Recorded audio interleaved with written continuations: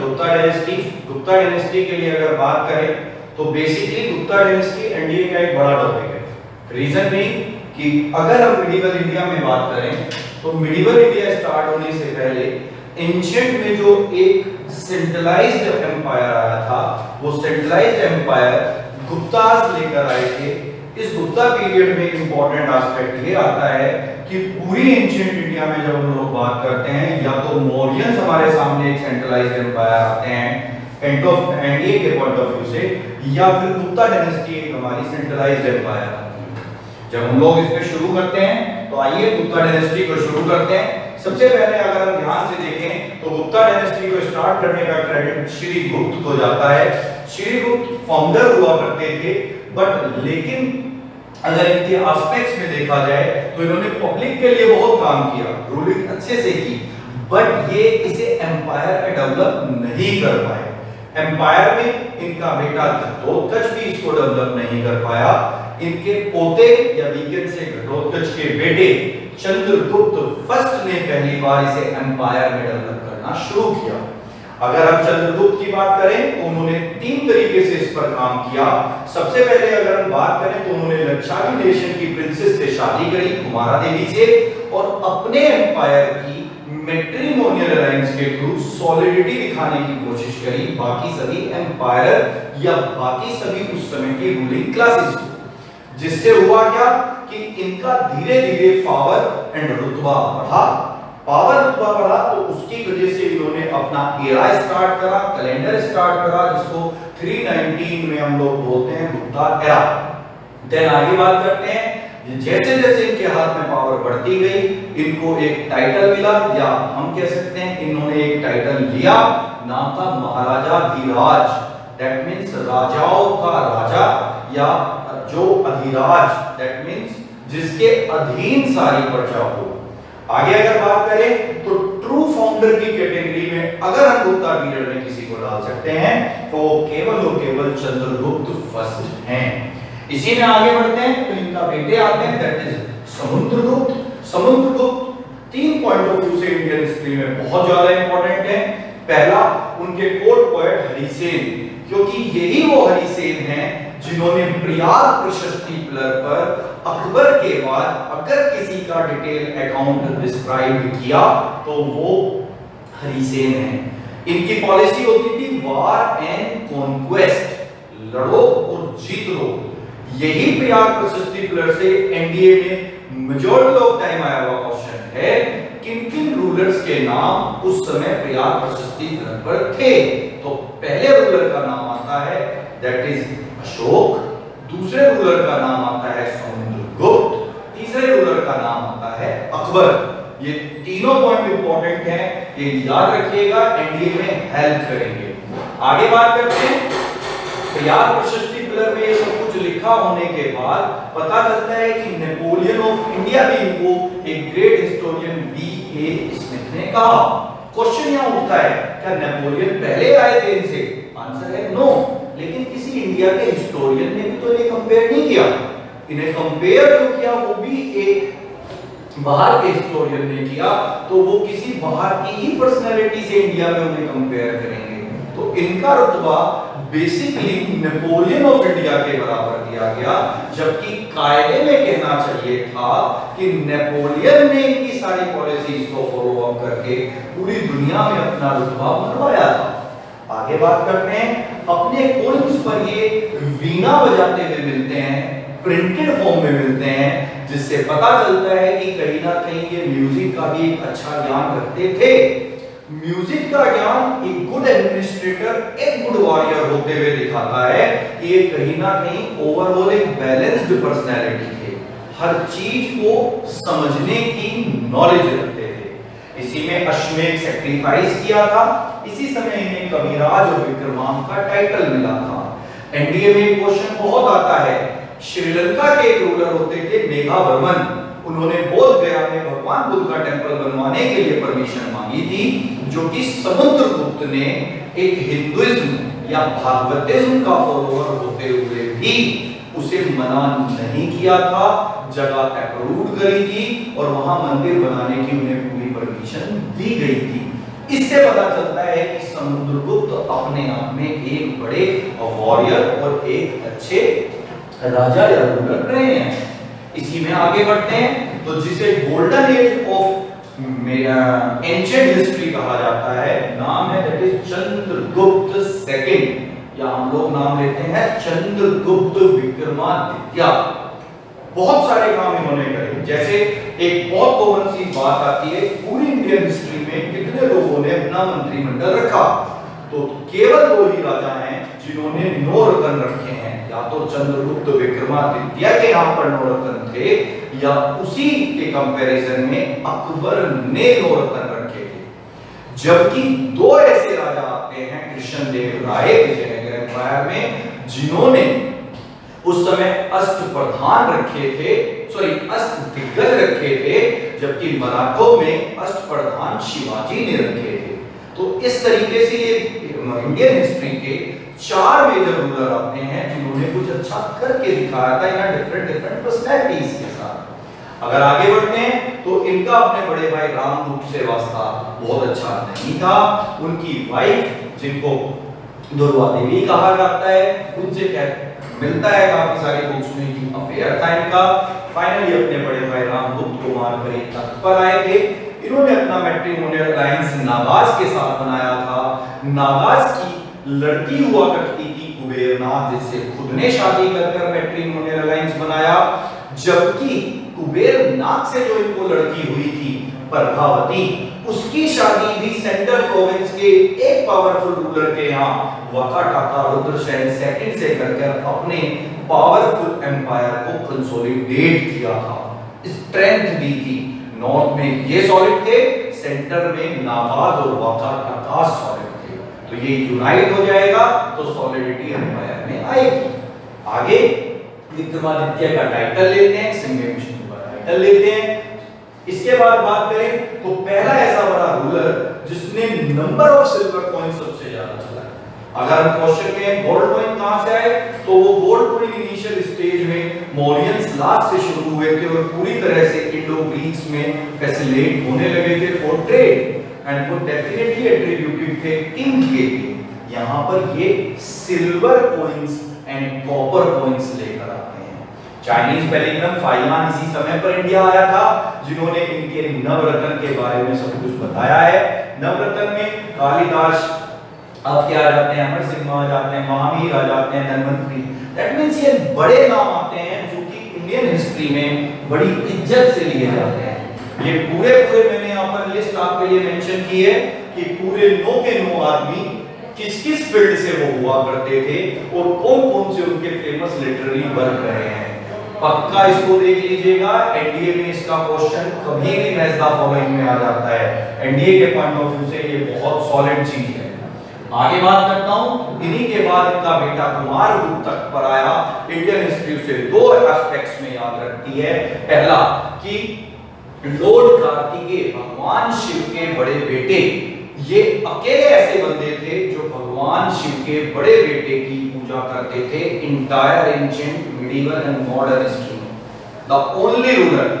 Second, Nalanda university जो later on एक Buddhist university के नाम से जानी जाएगी, उसको फाउंड करने का क्रेडिट भी कुमारगुप्त को जाता है।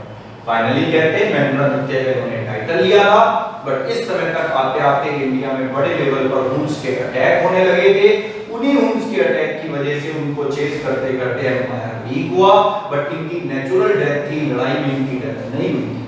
जबकि इन्हीं के रिस्पेक्ट में इनका बेटा जब स्कंदगुप्त तक पर आता है तो कहते हैं सुदर्शन लेक कात्यावाड़ डिस्ट्रिक्ट में पड़ती है गुजरात में, उसको इन्होंने रिस्टोर कराया था।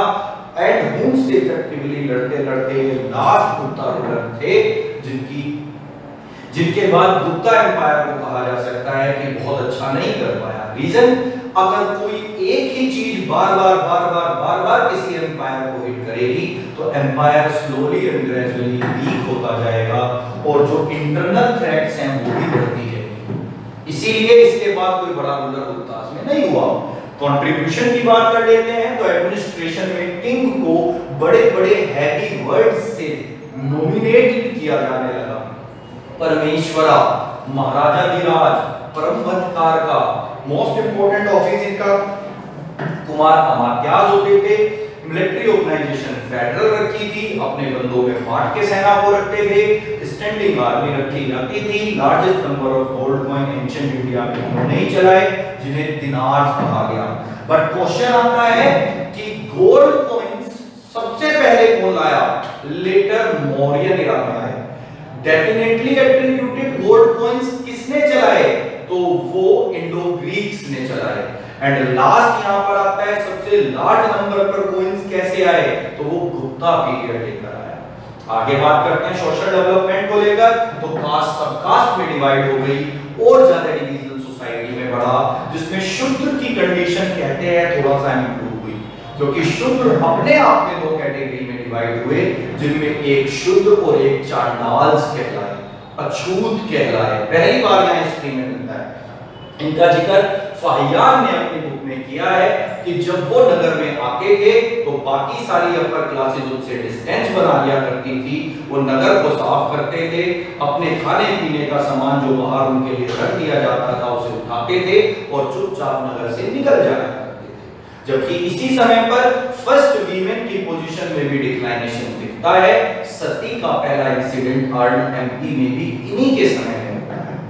आगे बात कर लेते हैं। तो नालंदा यूनिवर्सिटी को एस्टैब्लिश एज बुद्धिस्ट काउंसिल भी कहा जा सकता है इन्हीं के टाइम में कुमार गुप्त ने करके दिखाया, जो कि हम पहले डिस्कस कर चुके हैं। रिलीजियस में आते हैं। भागवत गीता पूरी तरह से इसी समय पर लिखी गई। भागवतिज्म को पूरी तरह से डिक्लाइनेशन मिला इस समय पर। भागवतिज्म के सेंटर वर्शिप विष्णु और भागवत को बनाया गया। भगवान विष्णु के 10 अवतार होंगे, उन अवतारों के बारे में बताया गया। आइडल वर्शिप कॉमन फीचर हुई। क्वेश्चन आता है सबसे पहली आइडल वर्शिप में मूर्ति किसकी बनी थी? तो भगवान बुद्ध की बनी थी।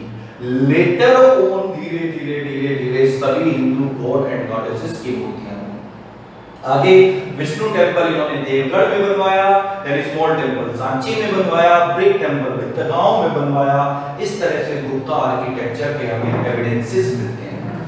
आगे बढ़ जाते हैं आर्ट में। तो समुद्रगुप्त की एक कॉइन पर वीणा प्ले करते हुए इमेज है, जिससे पता चलता है कि ये आर्किटेक्चरली या आर्ट या कल्चरल एक्टिविटी को अच्छे से जानते थे। 2 meter high bronze image Buddha की यहीं से मिली है। ये गंधार स्कूल ऑफ आर्ट और मथुरा स्कूल ऑफ आर्ट को समझाती है फर्क क्या है। अगर आप गंधार स्कूल ऑफ आर्ट में बैठेंगे तो भगवान बुद्ध वहां बड़ी शांत मुद्रा में है, जबकि मथुरा स्कूल ऑफ आर्ट में वो हल्का सा स्माइल पास कर रहे हैं, हल्की सी स्माइल दे रहे हैं। इसी में बात करते हैं बुद्ध धर्म चक्र मुद्रा में अगर कहीं बैठे हुए हैं तो वो सारनाथ वाली जगह है। बेबियान की जो सबसे पहली मूर्तियां थी वो बुद्ध की इसी पीरियड में बनी थी, जिनको ओसामा बिन लादेन ने वर्ल्ड ट्रेड सेंटर से पहले तुड़वा दिया था।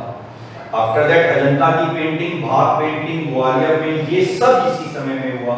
Vishnu, Shiva and other Hindu god and goddesses की फर्स्ट टाइम स्टैचूज इसी समय पर आई। लिटरेचर में बात करते हैं तो इससे ज्यादा काम लिटरेचर में कभी नहीं हुआ। सबसे बड़े इंडिया के कालिदास इसी समय पर थे। अभिज्ञानम शकुंतलम को कंसीडर किया जाता है one of the literacy work, जिसको सबसे ज्यादा बार किसी फॉरेन लैंग्वेजेस में ट्रांसलेट किया गया है, along with Bhagavad Gita. That means अगर क्वेश्चन आता है कभी भी एनडीए में या यूपीएससी में, वो कौन सी ऐसी बुक है जिसको maximum number of time foreign languages में ट्रांसलेट किया गया है, तो हमारे इंडिया से अभिज्ञानम शकुंतलम जाती है और भागवत गीता जाती है। उसके अलावा ऋतु समारंभ, मेघदूतम, कुमार सपोवन, मालवीय अग्निमित्रम, रघुवंशम, विक्रम उर्वशी, ये सब इनके सॉलिड बुक्स थे, जिनमें रघुवंशम, मेघदूतम, ऋतु समारंभ ये सब एपिक हैं, बाकी सब प्ले हैं। सदरुका है उस समय, मछीकटिकम लिखी, भैरवी है, कृत्य अर्जुना लिखी, डिंडिन ने काव्य दर्शना, दास कुमार चरित्रा लिखी, भाषा ने 13 प्ले लिखे, जिनमें चारु दत्ता इंपॉर्टेंट था। विशाख दत्ता ने मुद्रा राक्षस, देवी चंद्रगुप्तम लिखी, विष्णु गुप्ता ने पंचतंत्रा लिखी, हितोपदेश नारायण पंडित ने लिखी, अमरकोश अमर सिम्हा ने लिखी। तो अगर ध्यान से देखें, बहुत बड़ा लिटरेरी वर्क इस गुप्ता पीरियड में हुआ। ये भी one of the important point है कि गुप्ता इरा या गुप्ता डायनेस्टी या गुप्ता एम्पायर की इंपॉर्टेंस इंडियन एंशिएंट हिस्ट्री में बढ़ जाती है। आफ्टर दैट रामायण और महाभारत जो दो बड़े एपिक हैं इंडिया के दोनों इसी समय पर कंप्लीट हुए, जो 4th सेंचुरी एडी के आसपास का समय था, जिससे पता चलता है कि कहीं ना कहीं महाभारत और रामायण में भी रिफ्लेक्शन गुप्ता पीरियड का मिलेगा। साइंस एंड टेक में आते हैं। आर्यभट्ट हमारे यहाँ पर साइंस एंड टेक में मैथमेटिशियन इसी समय हुए। आर्यभट्टिया और सूर्य सिद्धांता नाम की किताब उन्होंने लिखी है। आर्यभट्टिया में उन्होंने डिस्क्राइब करी है first 9 values of numbers as well as the use of zero. Invent किया है उन्होंने अलजेब्रा एंड कैलकुलेट की है the value of pi. Question आता है किसने जीरो इन्वेंट की? Unknown Indian. पाई को इन्वेंट किसने किया? Unknown Indian. केवल और केवल आर्यभट्ट ने जीरो को यूज करना सिखाया था और पाई की वैल्यू अप्रॉक्स कैलकुलेट की थी। इस बात को याद रखिएगा। सूर्य सिद्धांतम में आर्यभट्ट ने अपने प्रूव किया कि earth revolves around sun and rotates on its axis. जबकि ज्योग्राफी में जब हम ये बात देखते हैं तो पता चलता है 1929 के बाद आके क्लियरिटी बनी कि सोलर सिस्टम में क्या चल रहा है। जबकि 1929 की हम बात कर रहे हो ये कुछ 400 की बात है। दैट मींस 1600 साल पहले इंडिया के लिटरेचर ने ये बता दिया था या इंडिया के लिटरेचर में ये लिखा हुआ है कि एक्चुअली सोलर सिस्टम या बाकी चीजें कैसे काम कर रही हैं। नीचे आ जाते हैं। इन दिस मैनर इन्होंने डिस्कवर करा सोलर एक्लिप्स कैसे काम करेगा, ल्यूनर एक्लिप्स कैसे काम करेगा, कब कब वो होंगे, कब कब उनकी टाइमिंग होगी, कैसे कैसे उनकी चीजों को देखा जाएगा। आगे बढ़ जाते हैं। Also said that heavenly body like moon जो स्फेरिकल है शोन कैसे होगी, दिखाई कैसे होगी, हमें बहुत लेटर ऑन 1900 प्लस में पता चला रिफ्लेक्शन से। आर्यभट्ट अपनी किताब में पहले ही लिखे गए हैं। तो हमें अपनी हिस्ट्री को पढ़ने की जरूरत है। बहुत सारी चीजें हमारी हिस्ट्री में अच्छी दी हुई हैं, हमारे लोगों ने करके दिखाई हैं। इसीलिए यहां पर यह कहा जा सकता है कि एंशिएंट में Gupta dynasty NDA, CDS, UPSC का होने वाले किसी भी एग्जाम के पॉइंट ऑफ व्यू से इंपॉर्टेंट हो जाता है। इसी में हम लोग आगे बढ़ते हैं। तो अगला आ जाते हैं दैट इज महावीर। उन्होंने पंच सिद्धांतिका और ब्रह्म संहिता लिखी है। इसमें बात करें तो उन्होंने क्लियर लिखा है moon moves around the earth and along with moon earth around the sun. That means केवल आर्यभट्ट नहीं थे जो उस समय इंटेलिजेंट बंदे थे, केवल वो अकेले कैलकुलेशंस बेस्ड नहीं थे, उनके कॉम्पिटिटर भी अवेलेबल थे और उन्हीं के कंपटीशन में उन्होंने उन्हीं के सिमिलर बहुत सारी रिसर्च करके दी।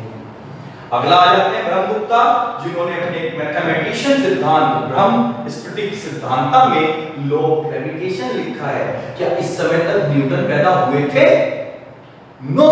इसका मतलब इंडियन हिस्ट्री में सब कुछ पहले से मेंशन था, बस हम लोग उसको एक्सप्लोर नहीं कर पाए। आगे इनका फील्ड ऑफ एस्ट्रोनॉमी रोमी का सिद्धांत लिखी गई। वाघभट्टा नाम के बात करें आयुर्वेद के बहुत अच्छे फिजिशियन हुए। फलकप्या नाम का एक बंदा हुआ जिसने हस्तगर्भा नाम की एक डिजीज जो कि एलिफेंट्स में होती हैं उस पर किताब लिख दी। आज तक भी हम एलिफेंट को बिना बेहोश करे एनेस्थीसिया दिए इलाज नहीं कर पाते। इन्होंने उसका पूरा लिखा।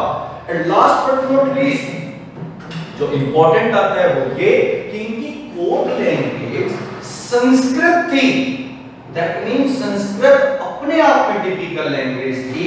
तो जो लोग भी संस्कृत में काम करते होंगे गारंटी की बात है वो लोग कहीं ना कहीं बहुत अच्छे पढ़े लिखे लोग होंगे एंड उनकी प्रोनाउंसिएशन उच्चारण में कहीं कोई प्रॉब्लम नहीं होगी। आगे बात करते हैं तो गुप्ता पीरियड से रिलेटेड इतना आता है। Thanks a lot.